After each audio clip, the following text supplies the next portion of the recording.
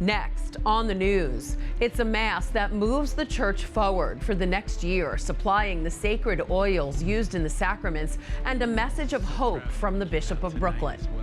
Meantime, the Diocese of Brooklyn is almost done with its Lenten pilgrimage. On Tuesday, pilgrims hit their final Jubilee station stop in this spiritual journey. Now's the time to get closer to Jesus, because as his death and resurrection is coming up, he died for our sins.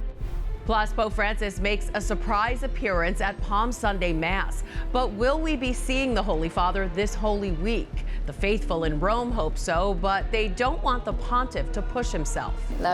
It all depends on his health. Honestly, we hope he can come out and that he's feeling better. I'm Christine Persichetti. Currents News starts right now.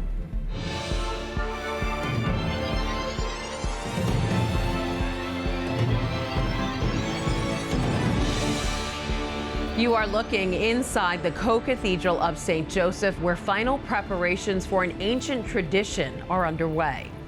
The Chrism Mass is one of the most important liturgies in the Catholic faith. The holy oils, the ones used in the sacraments, will be blessed and consecrated tonight. Currents News' Jessica Easthope breaks down the history.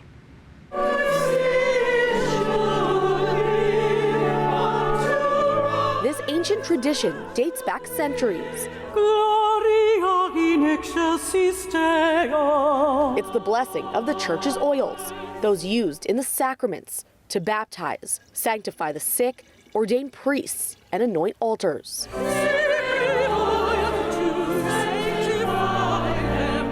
It's called Chrism Mass, and although the custom is as old as the Bible itself, it packs the pews of even the biggest churches in the Diocese of Brooklyn and around the world.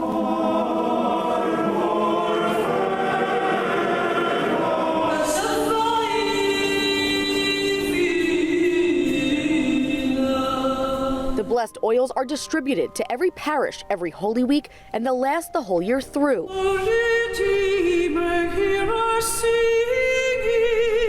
In a week of solemnity, this Mass is a happy occasion.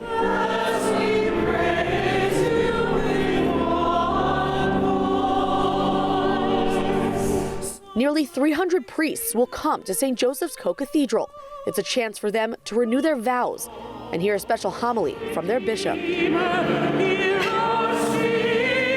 That was Jessica Easthope reporting. Priests pick up their oil after the Chrism Mass and present it to their parishioners on Holy Thursday. Currents News' Katie Vasquez will have full coverage of the Chrism Mass and that important message from Bishop Robert Brennan to the priests of the Diocese of Brooklyn. That's this Wednesday at 7 p.m. right here on Currents News. While this is meant to be a sacred time for Catholics and Christians around the world, it was a bloody Palm Sunday for some people of faith in Ukraine.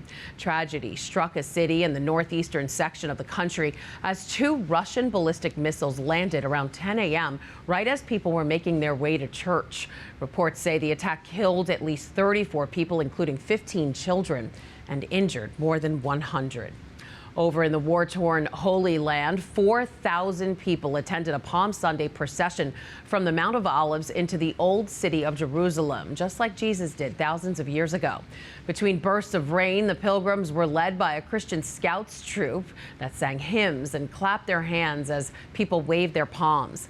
After, those fronds were blessed by Latin Patriarch Cardinal Pier Battista Pizzaballa during a Mass in the Church of the Holy Sepulchre. As the Holy See is preparing for all the Holy Week services, there is one big question that still remains. How will Pope Francis be participating, if at all? Currents News' Jenna McDermott has the latest. Holy Week begins in Rome with the traditional services, but untraditional times, as many faithful wonder if and when they will see the Pope. I would love for him to be here and to be able to make a public appearance so we can all see him, especially since we're here in the city. It all depends on his health. Honestly, we hope he can come out and that he's feeling better. Right now, Pope Francis is recovering from double pneumonia. Doctors saying he is improving, but still needs rest. The Holy See stated that the pontiff's participation in Holy Week would be assessed day by day, and due to his delicate health, it is not yet known which events he will be able to attend. But lately, the Pope has been making surprise appearances, like on Palm Sunday, when the Holy Father decided to come out at the end of Mass at St. Peter's Basilica and say a few words. Buona Domenica delle Palme. Buona Settimana Santa. This was the 5th time that Pope Francis was seen in public since he was discharged from Gemelli Hospital. Before that, he made an unexpected stop at St. Peter's Basilica to pray at the tomb of St. Pius X. The detour during his walk was a surprise for both visiting pilgrims and the restorationists inside the basilica. At that moment, I saw some of the basilica staff coming in, pushing someone in a wheelchair, and I thought, well, I don't know, maybe it's just some man. How kind of them, you know, bringing this gentleman here. But then, as I kept looking, I thought, could it be the Pope? No way he'd showed up like this, because he was dressed sort of casually. And then, well, I kept staring, thinking, I don't think it's the Pope. Then my colleague peeked out too, and there we were, both of us, and she said, yes, it's the Pope. He asked us if we were the ones who did the restoration work, thanked us for it, shook our hands. And he was just very human, like a truly down-to-earth person, thanking us for the work. We were really moved. It was such an emotional way to wrap up the project, and totally unexpected. The unexpected appearances are bringing joy to the faithful. It was a surprise. My heart was telling me I was going to see Pope Francis. I had even thought about what I would say if he came close. May the Lord of the miracle bless you, Pope Francis. And well, I said it anyway, even though he didn't hear me. I'm sure the heart of Jesus heard me. And a hope that the Pope's presence will continue to be felt this Holy Week.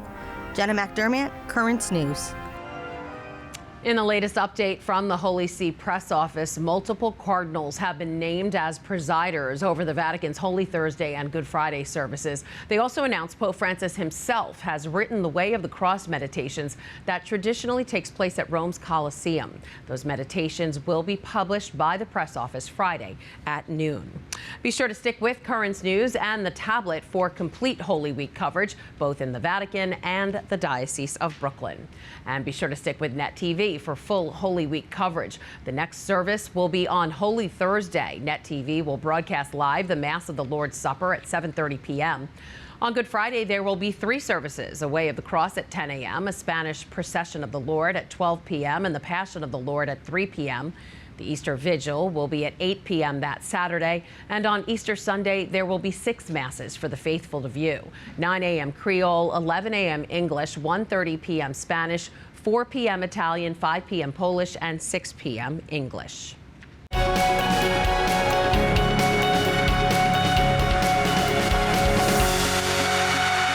Diocese of Brooklyn's Lenten Pilgrimage is coming to a close, and on Tuesday, the pilgrims of Brooklyn and Queens made their last stop within the pilgrimage at a Jubilee Year station church, visiting the parish of Incarnation St. Gerard Magella in Queens Village.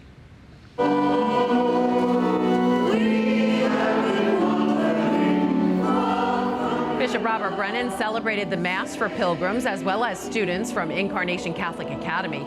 For the last 7 weeks, they have been traveling together to different churches across Brooklyn and Queens, including 6 shrine churches designated for the 2025 Holy Year, and bonding together in prayer and pilgrimage. It's this idea of unity that Bishop Brennan highlighted, telling people in the pews that this time ahead of Easter is a time to commit to their friendship with Christ. These days of Holy Week really do focus in on that idea of friendship with Jesus. At the beginning of the week, days like today, we recognize some of the shortcomings of his friends. But on the other hand, Holy Thursday has always been a night of friendship. It's a night where Jesus gives the apostles the greatest gift, the gift of himself in the Eucharist. And when he actually speaks to them at length, he washes their feet, and then he says, I'm the vine, you're the branches. What he said was good. It's good to have Jesus in you and around you, and whatever he wants to, whatever you're doing today, you be in the path of Jesus. Now's the time to get closer to Jesus, because as his death and resurrection is coming up, he died for our sins, so I just feel that it's a great time to do that. While the Lenten Pilgrimage Mass was held at Incarnation, pilgrims have to head to its sister church, St. Gerard Majella, to receive plenary indulgences for the Jubilee and be free from the temporal punishment of sin. You have until the Feast of the Immaculate Conception on December 8th to do so. You'll want to be a part of the pilgrimage on Wednesday because that is the last stop of the journey. If you want to join, just head to St. Charles Borromeo Church. That's at 19 Sydney Place in Brooklyn. To see all the stops along the journey or to send the pilgrims your prayers, just download the Lenten Pilgrimage app from the App Store or Google Play. You'd also get more information by visiting lent.dioceseofbrooklyn.org. Bishop Brennan spoke about the pilgrimage during the latest episode of his podcast, Big City Catholics. The Brooklyn Shepherd discussed the stop at St. Rose of Lima in Kensington a week ago, where pilgrims remembered persecuted Christians worldwide. We looked at some of the countries from which our people come. Like, we feel a certain sense of solidarity with these countries because these are our parishioners, people who are fleeing violence and persecution and making their home here in Brooklyn and Queens. You can listen to Bishop Brennan's full message on his podcast, Big City Catholics, at podcast.dioceseofbrooklyn.org or search for Big City Catholics on Spotify and Apple Podcasts. That is this Currents News Update. I'm Christine Persichetti. Thank you for joining us because we are putting your faith in the news. In honor of Holy Week, we want to take a look at Palm Sunday processions around the world. Hope to see you again next time.